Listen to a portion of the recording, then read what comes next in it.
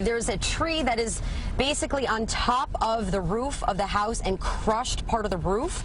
The tree appears to be a very old tree. It came from the back of the home, and it seems as though a wind gust likely could have been a factor, just toppled onto the home. Now, preliminary reports indicated that there are no injuries.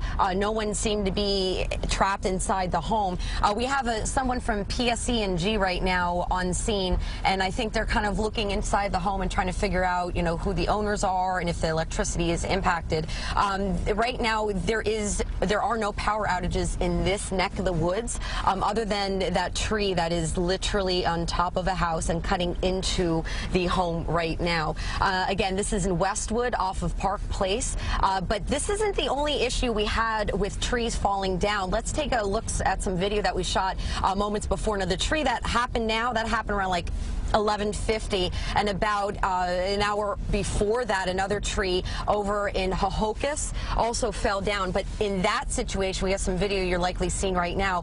There's some smoke coming from that tree. Well, that tree, not only did it topple onto the road and block traffic, it also ended up taking down a power line and a transformer. So because of that, about almost 1,200 people were out of power. Customers were out of power in that area because of that tree being down. Now, that happened at 11 o'clock this morning, and that was on Racetrack Road. That is also in Hohokus. So we were live on scene. We showed you that. At that point, we didn't have as much information as I'm providing you right now. At this point, we still don't know if there are any injuries, but the fire department for Hohokus was on scene over in Hohokus on Racetrack Drive. But here, when we come back here about, an hour later, we got another call that there was a home that had a tree on top of the roof, and that's, what you see right here. So a lot of questions as to how this could have happened. If you remember, and if you felt outside the wind gusts, I looked on the National Weather Service, and according to the Teterboro Airport, it seemed as though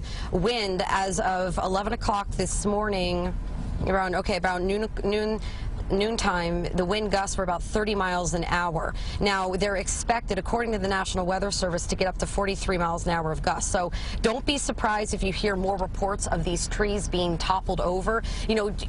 With anything, if the gusts continue and just wind that is sustained, it just kind of loosens the roots. And if the trees are old, and this is an old part of town, those trees will topple. So yeah, we're here live in Westwood with a tree crushing in the middle of a home, crushing the roof here in Bergen County. Guys, back to you. All right, Raegan, yeah, that's a big story right there. Got to find out if that family is okay and just how much damage is done to that house.